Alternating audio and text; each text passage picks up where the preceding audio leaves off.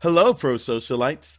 Nemo Ashong here, and I'm absolutely thrilled to introduce our featured guest today, Nicholas Fox.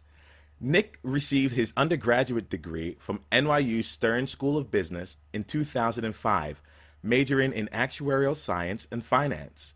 He has worked with pension plans of all shapes and sizes, consulting with companies and sole practitioners to design, implement, fund, and strategically optimize their retirement benefit programs. Nick, I've given everyone a bit of a view into you professionally, but maybe you can shed some light on who you are personally. I'd love to. My name is Nick Fox, as Nemo said. I love long walks on the beach and hot tot. No, I actually don't like long walks on the beach at all. But in my spare time, I do a lot of music. I perform with different bands in the area that I live in. I also spend a lot of time trying out new cuisines and traveling as much as I can. I currently live in Stamford, Connecticut, but I'm planning a move shortly to the Philadelphia area, and that's a big, exciting change on this end for me. And with it, hopefully, comes a lot of new experiences and chances to flex my actuarial muscle in different fields. Oh, I really like that, and good luck with the move there. Um, mhm. I'm sure with this change, you're going to be thinking about, what does success look like to you? So, we like to get things started with a vision of success. Would you mind sharing a success quote that's worked for you in your actuarial journey? A success quote that's worked for me particularly is not so much a quote, but I once received from a colleague of mine. It's hard to describe visually. It was a flow chart, and it was a flow chart that described what you should do with things that come your way. And for example, it said, is this thing to do going to take less than 5 minutes? You should just go ahead and do it. If not, you should look at where it falls into your realm of things that you need to think about and do. And more so than a quote, realizing that approaching your day-to-day life in a methodical manner has really helped to lay the groundwork to be successful at what you do, because sometimes it's easy to get flustered by the details of things. Having a plan and a framework for going through those things, even if it's just as silly as a flow chart, is something that works really well for me and helps me to succeed in what I do. Wow, Nick, that sounds like perfect. In fact, I would love to see that chart someday. Yeah, I could probably send it over to you. Oh, that'd be great. And if you're fine, we'll share it with the pro social learning community. Yeah. Can I ask you, Nick? Can you let us know about a specific instance where you've used that mantra and that flow chart to apply to what you do as an actuary? Yeah, actually, that happened to me a couple days ago. We had we had sort of a long-term project that needed to get done by the end of the week, and I had other actuaries in the office come to me for ask for a few things. There was one thing that I did that I knew I could get done really quickly, and so I didn't want to waste any time trying to put that off, and I just did it, and it made that person really happy, and it was a minimal investment of time, but got a lot of return being able to help somebody out.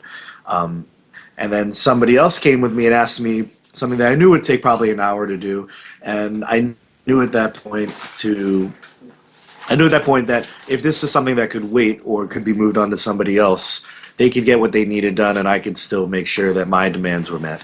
Um, in the end, it comes down to, when using this mantra, it's sometimes better to underpromise and then overdeliver on things rather than to try and do everything and try and say you can take it all on.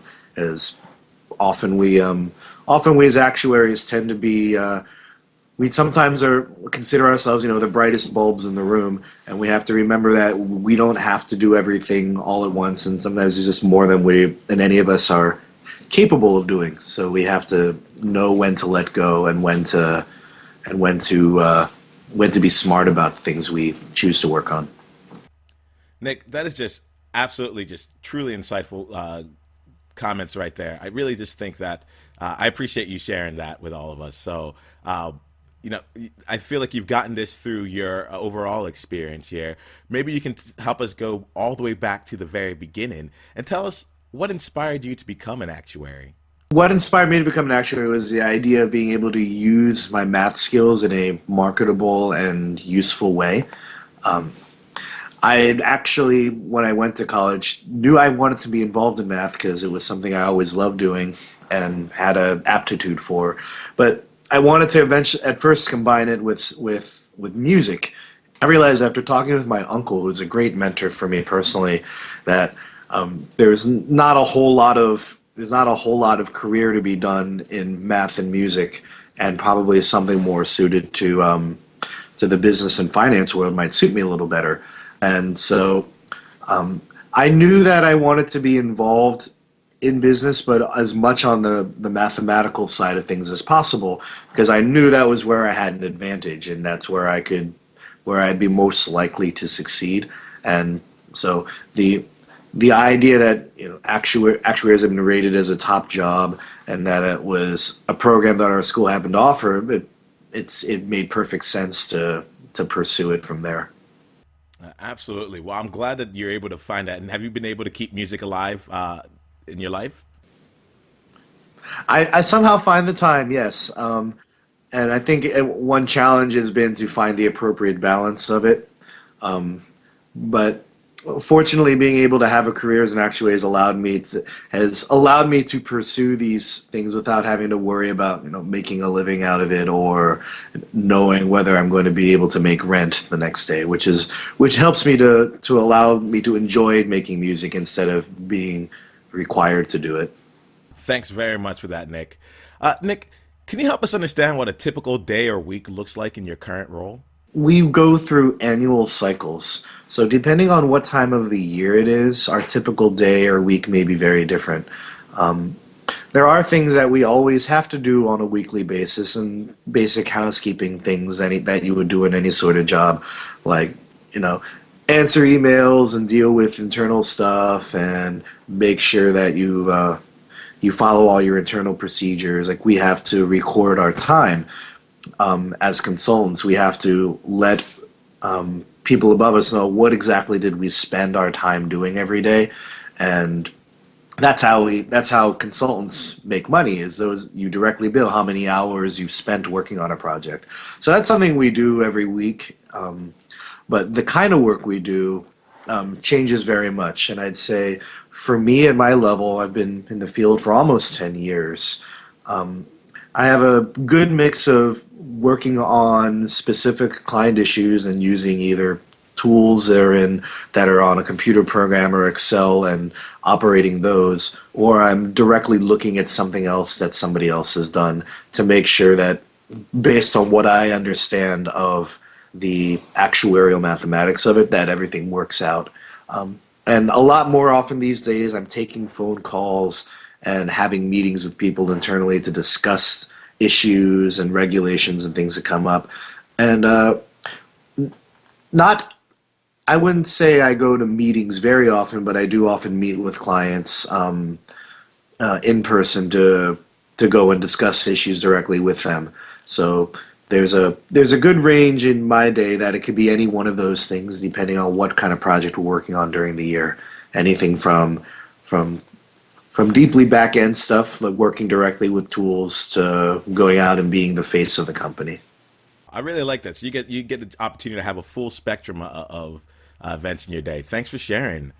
So Nick, talking about like the the full year and taking a more holistic view of your job, can you let us know what is one of the current trends or developments in your line of work that really excites you right now? One thing that's particularly interesting is understanding how to manage the financial interest rate risk of pension plans.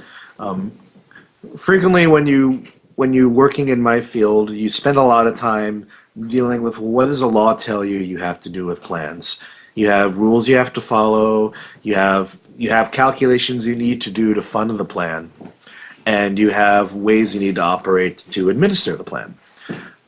But that still leaves a lot of measurement of risk on the table, and that's where we as actuaries come very much in handy. Um, One of the particular things that hurt pension plans a lot is fluctuations in interest rates. Since you're dealing with payments that are going to happen very far into the future and that have a contingency involved. You're very sensitive to the interest rate environment you use to value those. And one of the trends I've been really interested in is what sort of ways can you design plans that can offset or hedge against this risk in the best way possible, because that risk is one of the costliest to plan sponsors. You know, if you all of a sudden have an environment like has happened from 2009 to 2013, where interest rates have gone down, then the amount of money you need to put away for your pension liabilities goes way up. And we've been working at the current company I'm at to design pension plans that effectively eliminate the risk that you face with interest rate fluctuations, and that also take into account how well plans assets actually do. So it takes a lot of the risk off of the company and puts it somewhat onto the participant, but it still gives them the security of knowing that they have an annual pension when they retire. Thank you so much for sharing that, Nick. That actually sounds really, really exciting there. I'm glad to hear that you've gotten a chance to get involved in that.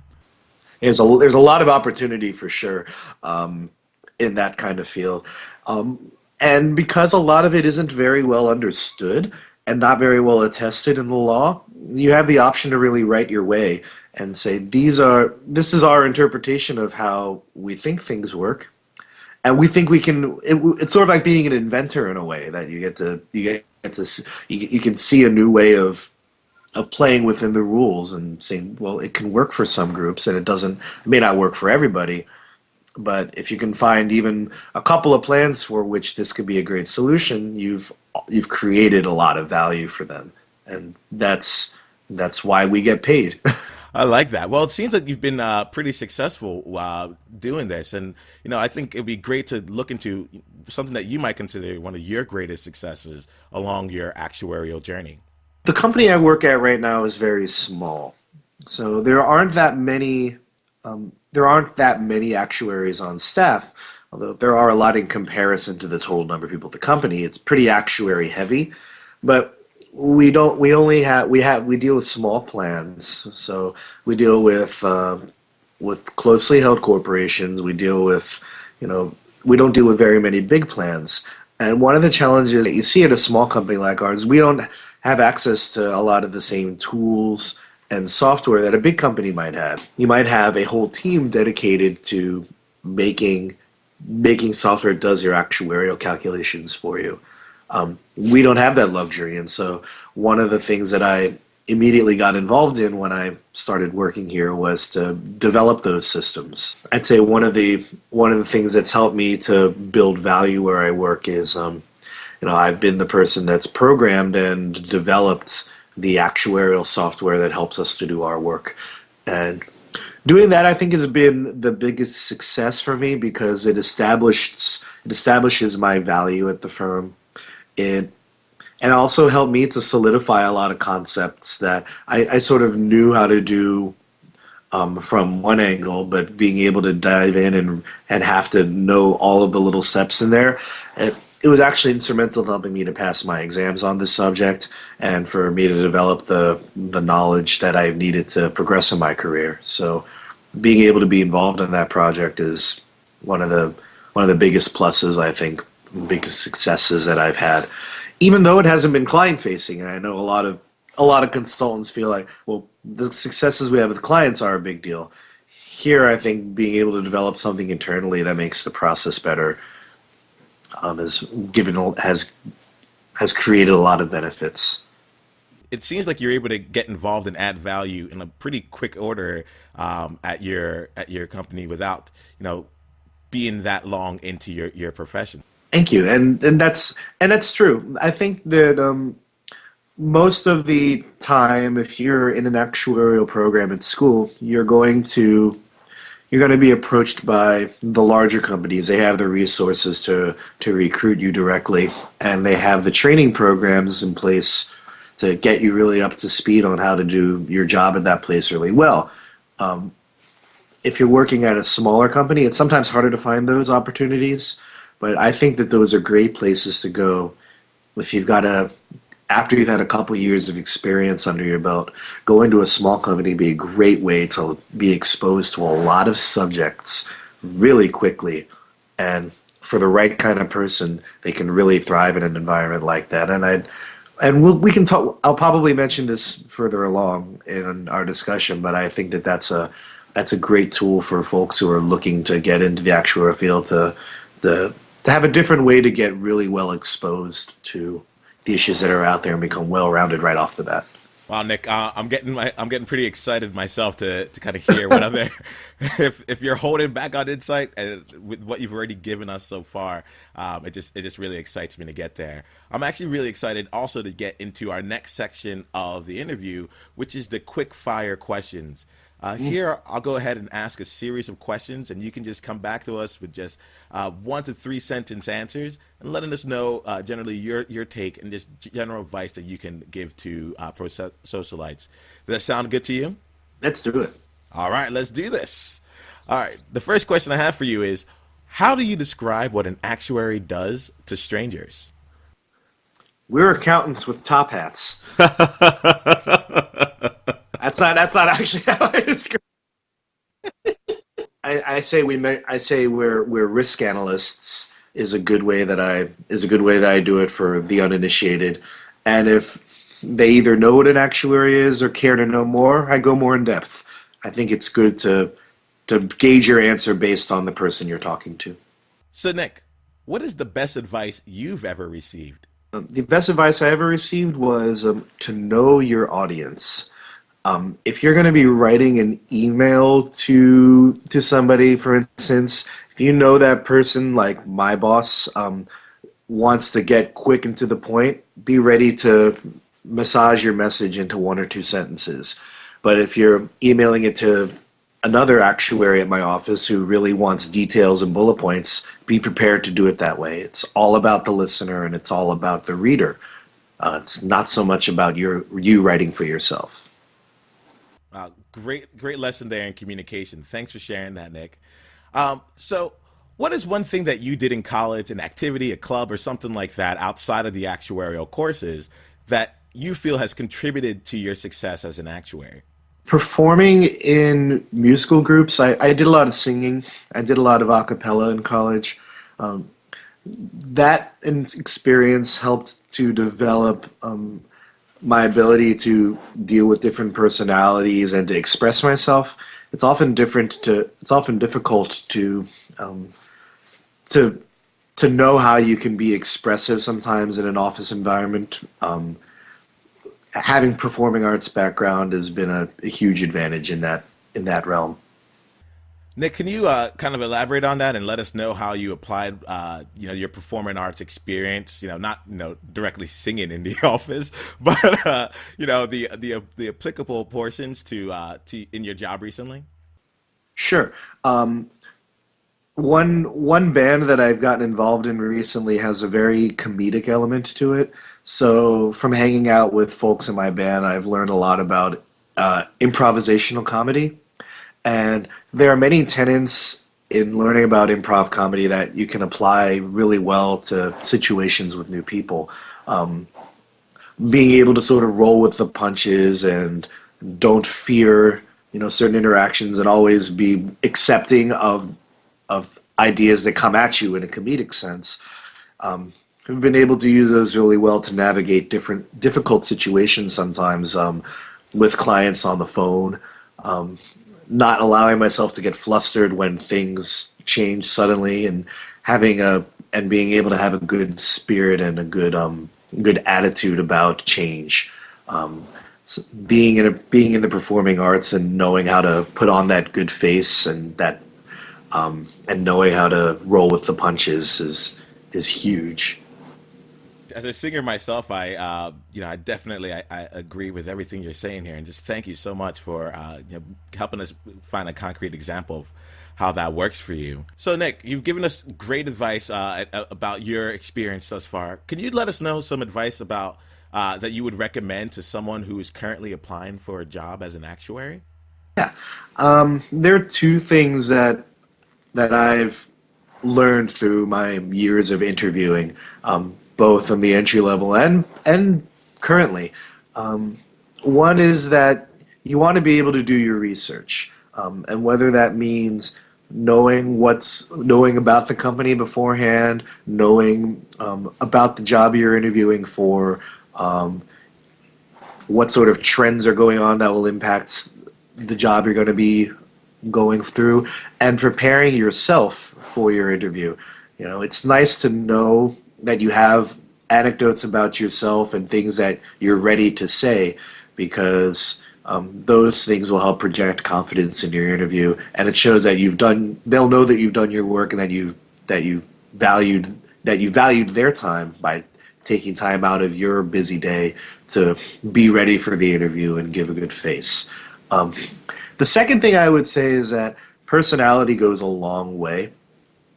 I actually had an interview very recently with an accounting firm, and I found that I didn't know much about the job going into it. I didn't have the chance to do a lot of research beforehand as to what would be involved, but I was able to get an offer from them because I was able to gauge the personalities in the room, and we were able to click very well.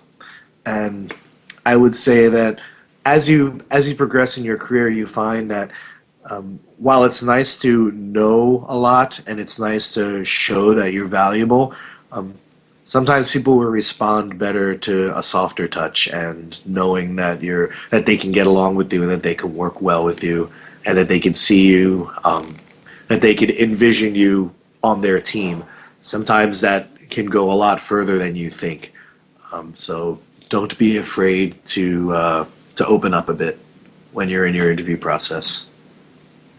Nick, just thanks for that. I think that you're saying that personality just goes such a long way. So you've already given us so much great insight, and I hope you don't mind giving us just a little bit more. Uh, what is one piece of advice or strategy that you would recommend to any pro-socialite that's currently taking exams?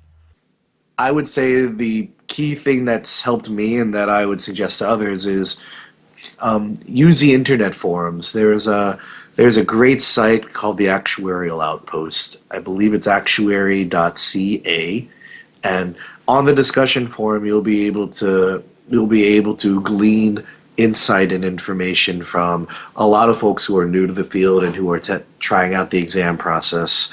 And there's years worth of wisdom that's accumulated on that board.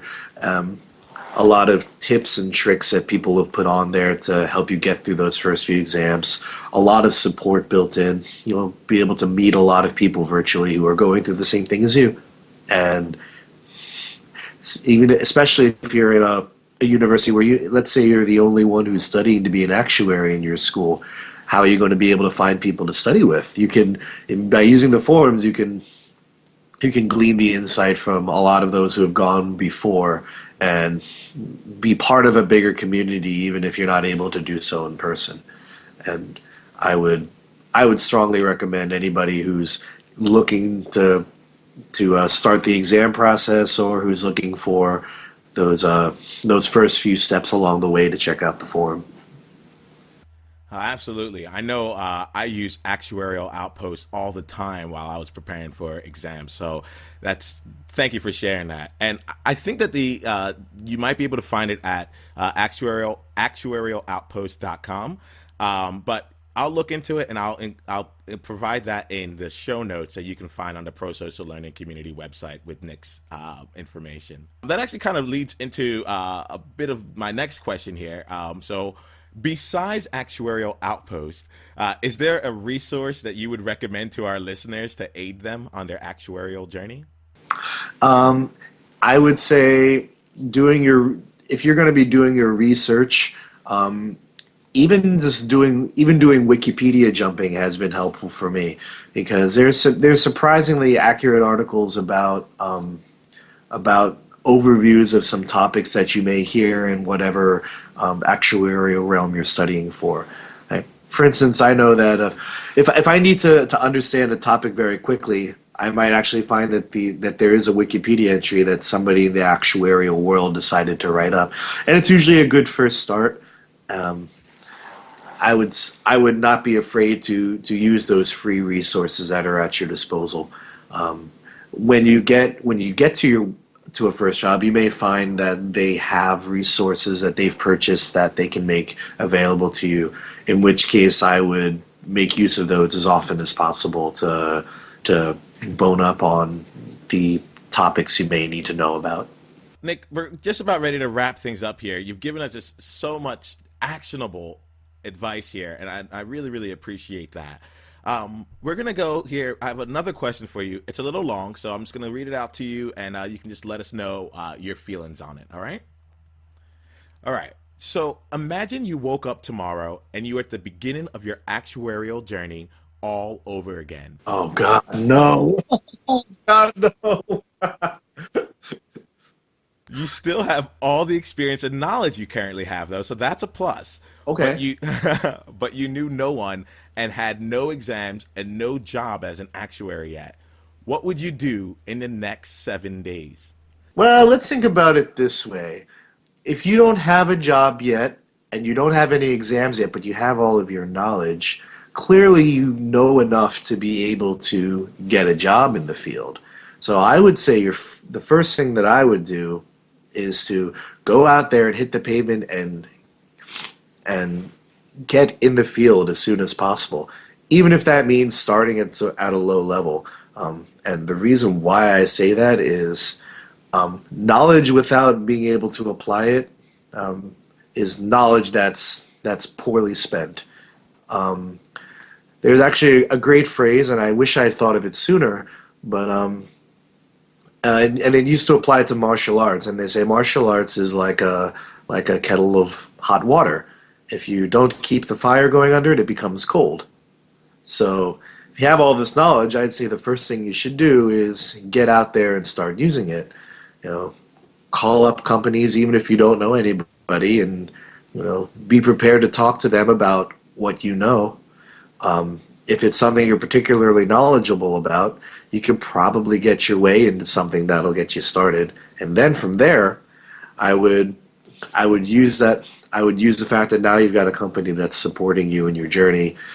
Go and get those exams, do what you need to get that credential, whatever it is that they need. Um, and you know what? Perhaps you might find a job that says, well, we know that you're smart. We may not need you to become credentialed. And then even better, you don't even have to worry about that. But I would say look for the opportunity first to get on your feet and get that knowledge to work. And if you still are having trouble finding work, you can do what I do, and you can practice. You can practice programming Excel sheets while you're waiting to find that next job. So that way your skills continue to be sharp. Well, Nick, thanks so much for your time today. It's been really, really just an incredibly insightful advice that you've given all interviews. So just thank you so much for that. I'm going to ask if you had for you to share just one last piece of parting advice, and also let us know how we can connect with you in the future. I would say the biggest piece of advice that I can think of that I haven't really touched on yet is don't be afraid to don't be afraid to hold standards for yourself. You could spend all of your career trying to please somebody else, or trying to or taking opportunities that really don't benefit you or give you time to develop your own life and your own and that mesh well with your own values. Don't sell yourself short, because there are a lot of for somebody who's chosen to become an actuary and who can get into this field and make it work, there are a lot of opportunities out there. And don't feel that you have to settle for something that's going to make you miserable. There are so many options out there, and so many ways that you can grow and contribute to the field, that you should do. You should always be thinking about what are the things that make you happy, what are the things that you enjoy in your career, and don't lose sight of that. Thanks so much, Nick. I think that's part of the reason why we wanted to build this pro learning community, to give people more insight into all the different things you can be doing as an actuary and really find passion in your profession, because there's so many great things that could be done out there. Would you mind sharing how we can connect with you in the future? Sure. You can find me on LinkedIn. I don't know how the LinkedIn logs in works, but my full name is Nicholas Fox. So if you look for me and look for the one who's an actuary, you should be able to find me there. ProSocialites, we'll go ahead and include a link in the show notes as well, just in case you want to go ahead and get in contact with Nick. Nick, I just wanted to say thanks once again. It was a great, it was a lot of fun for me here. So just thank you so much. It was fun for me too. All right, I'm glad to hear it. Thanks so much for your time, and have a great rest of your day. Hey, you too. Thanks so much for the opportunity to speak with everybody today. Hey, ProSocialites, are you interested in or thinking about becoming an actuary? Do you have questions about what an actuary actually does or how best to prepare for exams? Are you looking to be part of a community of successful actuaries and actuarial students sharing their lessons learned to help one another succeed in the profession? Well, then come be a part of the ProSocial Learning community. Visit psljourney.com and find interviews, webinars, blog posts, online courses, and everything else that we can provide, all geared to help you succeed as an actuary. Definitely let us know if you have any questions or if you're interested in sharing your journey on ProSocial Learning. Just go to psljourney.com/questions or send an email to questions@psljourney.com. Are you ready to embark on a journey? Let's do this.